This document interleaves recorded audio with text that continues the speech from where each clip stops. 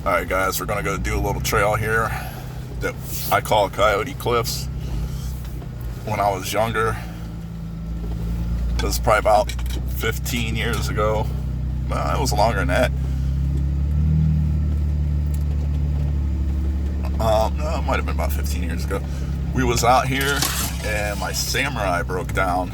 I couldn't get it to run. The carburetor float kept sticking and flooding it. So I called my buddy to come out and get me, and at the time he was working on his Samurai doing a doubler on the transfer case.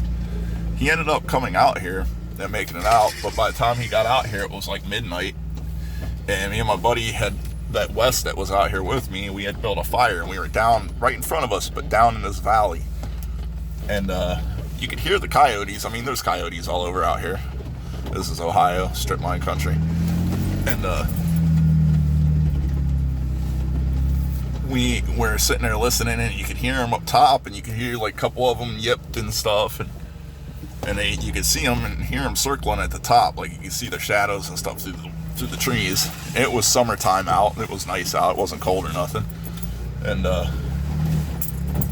my buddy Jeff finally showed up, and I had fired the Samurai up. It finally fired up without messing with it. I don't know why all of a sudden the fucking float decided to work.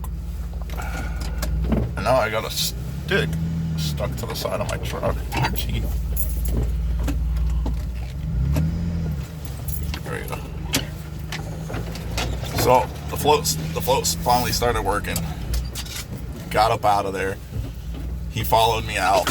We come back a few weeks later, and we was out here wheeling. A whole bunch of us was down in there. Me, my buddy Wes, my buddy Jeff, friend Jason of mine. I had a Samurai. Jeff had a Samurai.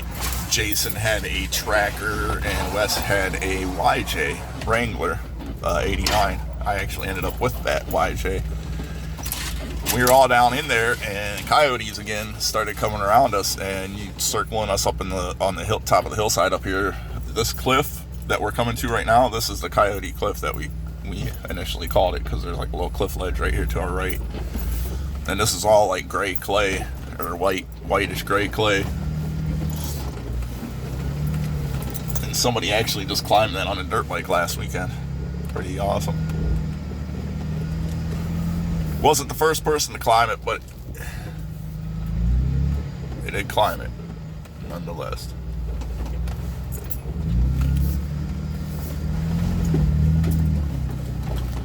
So we're gonna wrap over here and continue on this trail that we do, and then wrap around to the main trail. When we get down to the bottom, we'll probably turn around and come back up. I don't really want to go towards the playground right now without anybody else. It's kind of gnarly over in that area, actually.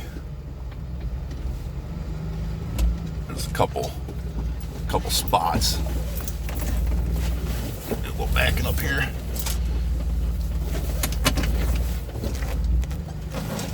Alright. Now we're just going down like a little V-notch. It's not very big. It's only about a little 10-foot drop.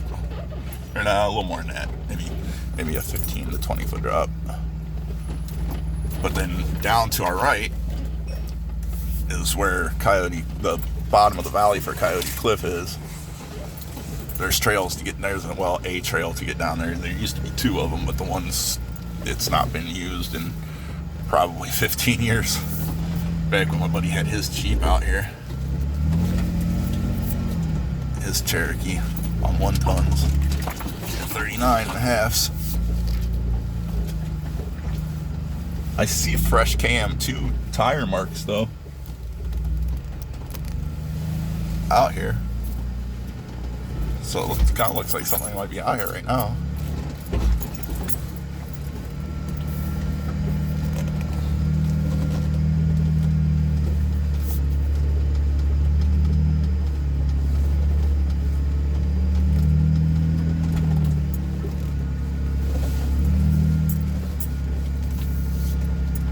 Starting to snow a little bit out right now. Probably can't see it on camera. It's just little tiny flakes. It snowed yesterday pretty hard for a little bit down where I live at in Bolivar, Ohio.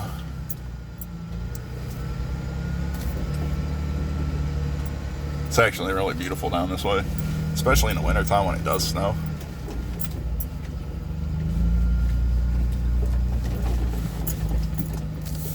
We're going to be coming to a spot that we call Mud, well, most people call Mud Run nowadays. Back in the day, it was part of the main trail that I had you guys on earlier. I just kind of cut into the interior of the trails rather than taking the main loop around.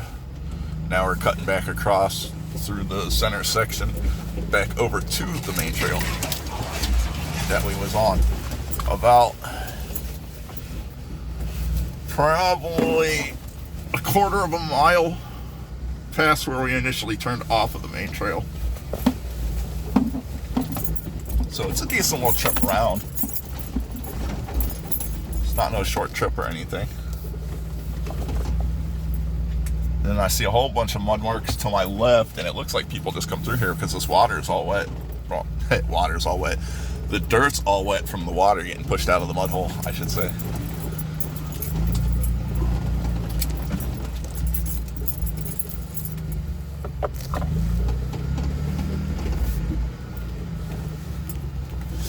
Because this is Yolet strip mine dirt, it'll soak that dirt up within like an hour or two, and it won't even look like nobody come through there for a while.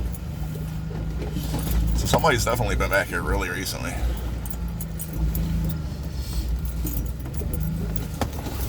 Gotta swing it out. I got my rear locker on right now. Ugh. We're gonna hit another little rock. Ugh. There it is. Ugh. And again with the back tire. There it is.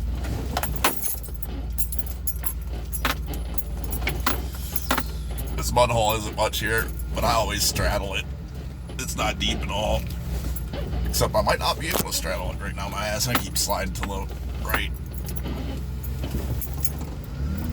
I straddled it.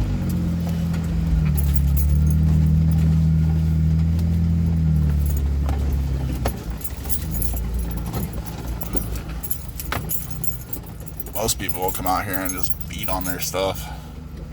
I had a 95 two-door Cherokee 4-liter with 5-speed, had the AX15 in it. 8 1/4 Chrysler in the back and a Dana 30 up front. I ended up doing away with the coil springs, put leaf springs in the front. Sounds odd, but it did so much better with the leaf springs in the front on that thing. And my buddy that had the Cherokee with the 1-ton